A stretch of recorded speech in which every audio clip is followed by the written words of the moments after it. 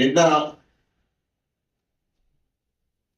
BRS party కార్యకర్తల శ్రమతో గెలిచిన కడియం శ్రీహరి నిస్సిగ్గుగా మరి ఏ రాజ్యాంగబద్ధంగా వచ్చిన ఎమ్మెల్యే పదవి స్పీకర్ ముందు స్పీకర్ గడ్డం ప్రసాద్ కుమార్ గారి సమక్షంలో నిలబడి పచ్చి అబద్ధాలు మాట్లాడడం జరిగింది. త్రికరణ శుద్ధితో దేవుడి సాక్షిగా నేను ప్రమాణము చేస్తున్నాను అని ఎమ్మెల్యేగా ప్రమాణం చేసిన ఆ పుణ్యస్థలంలో అంబేద్కర్ గారు కల్పించిన రాజ్యాంగబద్ధంగా సంక్రమించిన ఎమ్మెల్యే పదవికి కిలోమీటర్లు ఇచ్చే విధంగా అవమానకరంగా రాజ్యాంగాన్ని కించపరిచే విధంగా నిస్సిగ్గుగా మరి అబద్ధాలు ఆడడం జరిగింది. నేను కాంగ్రెస్ పార్టీలో చేరలేదు, నేను ఇంకా బిఆర్ఎస్ పార్టీలో ఉన్నాను. సభ్య సమాజము సిగ్గుపడే విధంగా లోకం చూస్తుంది కదా, ఏమనుకుంటారనే ఏమాత్రం ఇంకిత జ్ఞానం లేకుండా వెళ్ళి పాలు తాగుతూ కళ్ళు మూసుకొని ఎవరు చూస్తలేరు అన్నట్టు యావత్ తెలుగు రాష్ట్రాలు రెండు, ముఖ్యంగా అక్కడ ఆంధ్రప్రదేశ్ కావచ్చు, ఇక్కడ తెలంగాణ రాష్ట్రం కావచ్చు, నిన్న కడియం శ్రీహరి మాట్లాడిన మాట్లాడితే అందరూ కూడా ముక్కు మీద వేలేసుకున్నారు. అఫ్సోస్ అయిపోయింది, ఆగమైపోయింది. ఏంటి కడియం శ్రీహరి అల్లొట్ట ఆంధ్రప్రదేశ్ లో 4 పోర్ట్ఫోలియోలు, మార్కెట్ శాఖ, సోషల్ వెల్ఫేర్ శాఖ, ఎడ్యుకేషన్, ఇరిగేషన్ 4 శాఖలు ఆంధ్రప్రదేశ్ లో అనుభవించడం జరిగింది. ఈరోజు ఆంధ్రప్రదేశ్ వాళ్ళకి తెలుగు దేశంలో ఉన్నప్పుడు అందరికి సుపరిచితుడు, ఇప్పుడు కూడా ఒక దళిత నాయకుడుగా సుపరిచితుడు.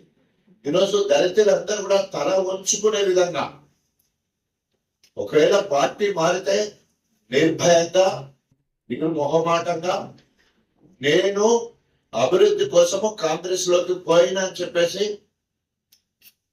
చెప్పుకునే ధైర్యం ఉండాలి, లేదా నా బిడ్డ కోసం పోయినా అని చెప్పుకునే సాహసం అన్నా ఉండాలి, లేదా బిఆర్ఎస్ పార్టీ విధానాన్ని నచ్చకపోతే ఆ పార్టీకి రాజకీయ సభ్యత్వానికి రాజీనామా చేసి, ఆ ఎమ్మెల్యే పదవికి రాజీనామా చేసి ప్రజాస్వామ్యబద్ధంగా నువ్వు కాంగ్రెస్ కు పోవచ్చు, రాజ్యాంగం కల్పించిన హక్కు.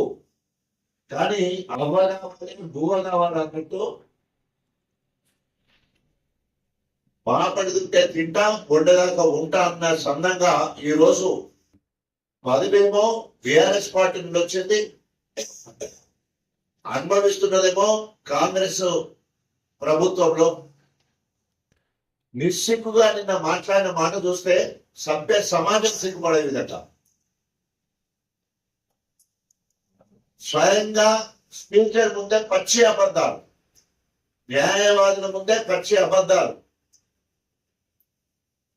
ఏదైతే బిఆర్ఎస్ నాయకులు నన్ను కాంగ్రెస్ అంటున్నారో అవి మొత్తం కూడా ఏఐ అంటే ఆర్టిఫిషియల్ ఇంటెలిజెన్స్ సృష్టి అని మాట్లాడము నిజంగా సిగ్గుచేటు. ఏఐని అడ్డు పెట్టుకొని అన్నిటి తప్పించే ప్రయత్నం చేస్తా ఉన్నాం. అభివృద్ధి కోసం కాంగ్రెస్ అన్నది ఏఐ సృష్టినా, తనను గెలిపించడానికి కాదు కూతలు పోసి బిఆర్ఎస్ పార్టీని తిట్టి కాంగ్రెస్ మెచ్చుకున్నది ఏఐ సృష్టినైనా? అనేక మంది బిఆర్ఎస్ పార్టీలో ఉన్న వాళ్లకు నామినేటెడ్ పదవులు ఇచ్చినవు, అది ఏఐ సృష్టినైనా కాంగ్రెస్ వాళ్ళకి ఇవ్వాలి అసలైతే పదవులు. వాళ్ళందరూ నామినేషన్లు, వాళ్ళ బ్రహ్మారెడ్డి కావచ్చు, రాంబాబు కావచ్చు, శ్రీధర్రావు కావచ్చు, ఎవరైతే నామినేటెడ్ అయిన వాళ్ళు కావచ్చు, సర్పంచ్ టికెట్లు, అదేవిధంగా కౌన్సిలర్ టికెట్ పొందిన వాళ్ళందరూ కూడా బిఆర్ఎస్ నాయకులు, వాళ్ళు కాంగ్రెస్ నాయకులు కాదు. నిజంగా కాంగ్రెస్ 10 ఏళ్ళు కష్టపడి వాళ్ళ అధికారంలోకి వస్తే, నమ్మి నాలుగొస్తే పుచ్చిపురలైనట్టు ఇలా అవకాశవాదంగా కాంగ్రెస్ పార్టీలో పోవడమే కాకుండా కాంగ్రెస్ కార్యకర్తలందరినీ కూడా అవమానపరుస్తా ఉన్నాడు.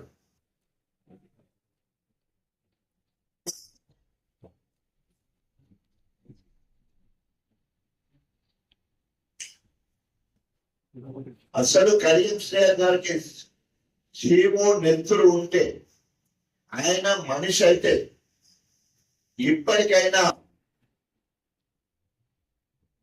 టాల్ లీడర్ అని చెప్పే కడియం శ్రేయరి ఏఐని అడ్డు పెట్టుకొని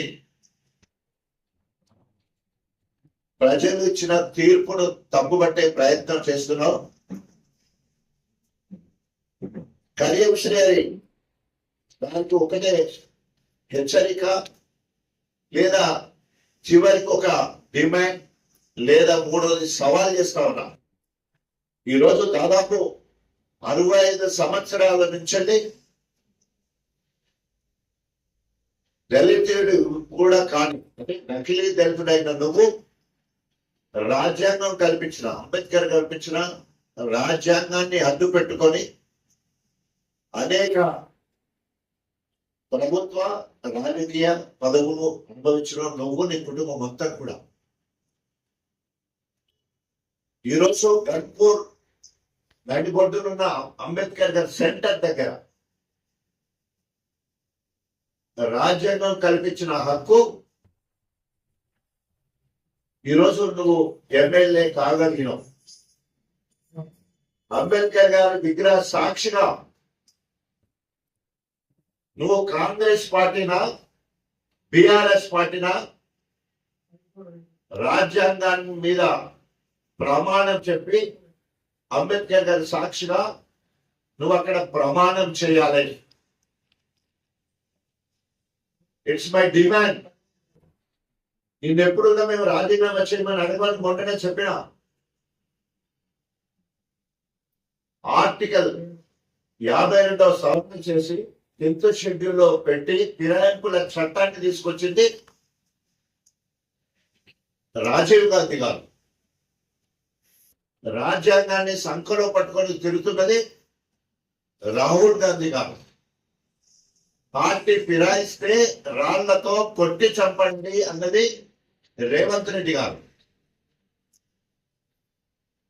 ఈరోజు రేవంత్ రెడ్డి గారే చిలక పలుకులు నేర్పి